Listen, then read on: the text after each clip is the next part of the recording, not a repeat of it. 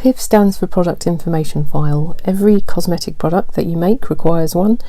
It's a collection of documents that detail everything about your product, from what it's made of and what it looks like to its safety for intended use, how it's packaged, and all its technical specifications. There's no right or wrong way to compile a PIF, but it should include the following: your product's CPSR, safety assessment, technical documents for your ingredients, your method of manufacture, your GMP statement, no animal testing declaration, product photos and label image, stability testing data and, if applicable, challenge testing data, packaging specification, product specification, proof of claim defect declaration, and any additional information such as a complaints log or batch records that you want to include in there. It can be written however you like.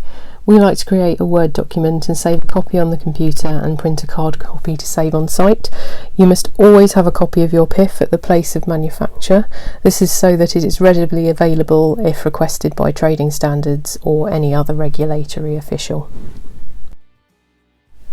You can't sell your products without a PIF. You must have created one before you start selling. The PIF is there for your peace of mind and also for your customer safety. It also gives your staff a reference for manufacturing to ensure that you can be consistent with your product quality and your standards of hygiene. To put it all together, create a Word document with the headings from the previous slide. Give it a title page with your brand name and responsible person details. Put the product name and the product number. A product number is a number associated with that particular formula. It's not a batch number. The product number will always be the same unless your formula changes, whereas a batch number will change with every batch that you make.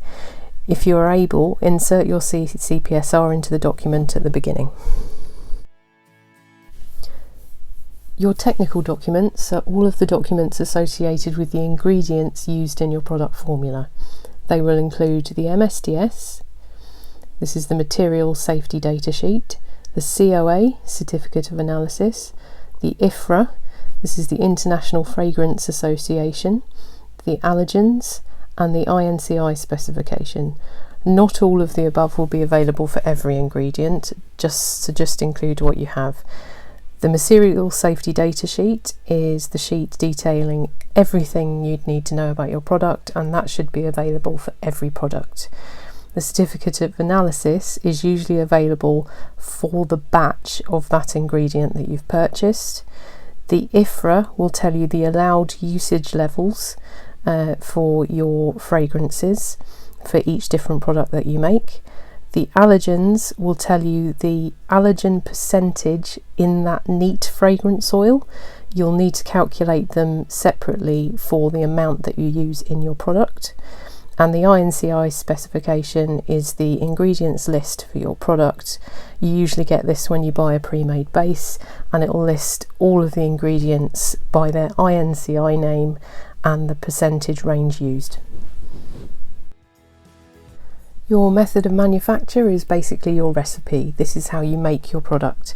Write it like a recipe and make it clear enough that someone who had never seen your product before could pick up this piece of paper and make it exactly as you do. Include your product name, your product code, how you prepare your workspace, the equipment you need, the exact recipe, and the method of making it. For the purpose of the PIF, you just need a GMP declaration. I declare that good manufacturing practices were adhered to when making each batch of this product. However, your business will need a full GMP statement on premises regardless, so I usually include a copy in my PIF. If you're unsure how to write a GMP statement, I suggest purchasing and downloading a copy of the ISO 22716 2007, which gives guidelines for the manufacture, safety, storage and shipping of cosmetic products. There's a link in the description of where you can find this, and always check it's up to date before you purchase it. We've also got a PIF template available on our website, which contains an example GMP statement, not for you to copy, but for you to use to edit to your particular work manufacture practices. You need to include a statement that you do not test your finished products on animals. If the supplier of your ingredients also has a no testing declaration, you can include this here too. This is the law, but confirmation in your PIF is also necessary. You'll need to include photos of your finished product and a clear image of your label design. This is an example of one of ours. If you're unsure how to write a cosmetics label, then we've got another video on that, linked below. All cosmetic products will require stability testing.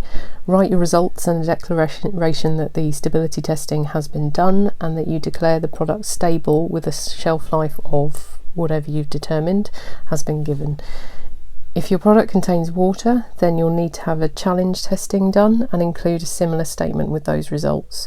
Note that if you're purchasing a flexi assessment CPSR, then these things would have already been done, but I would still advise your own stability testing regardless, as you are responsible for the manufacture. You'll need to include information on your product packaging. So what is it? Is it a jar, a bottle, a tin, a tube? What is it made from? Is it PET plastic, glass, etc.? The supplier information and photos of the empty packaging. This is so that if there's ever an issue with the product container incompatibility over time, you can refer to this and know exactly what you used and where you purchased it from. Product specification is different from the method of manufacture. For the specification, you should include the product name, the product code, the product ingredient percentages by INCI. This is the list in order of percent inclusion by the INCI name. If you're using a pre-made base, write the percent it is included at and then write composition and include the percent range INCI ingredients list for that base before starting to list your next ingredient. Product details such as texture, colour and scent, and pH if applicable. You'll also need to include proof of claimed effect, whether you're claiming anything or not. Unless you have paid for and undergone extensive lab and group testing for your product to prove that it solves an issue, you cannot make any claims for your product. In most cases, you just need to create a declaration stating that your product is created for cosmetic purposes only. The following aren't necessary, but I do like to include them in my PIF. Blank page for logging customer complaints and their resolutions, if you get any. The batch record for the product, and product cost, selling price and margins information. This way I know that everything I need to know about my product is in one place and easy to find. If you're still unsure where to start, then we have a template available on our website, linked below in the description. It will take you through each page with headers and prompts and information on how to fill it in. We also have a PIF writing service. If you have purchased a CPSR through us, then we can do the hard work for you.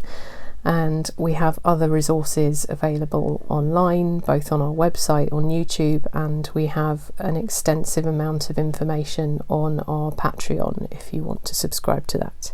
Don't forget to like and subscribe, and I'll see you in the next video.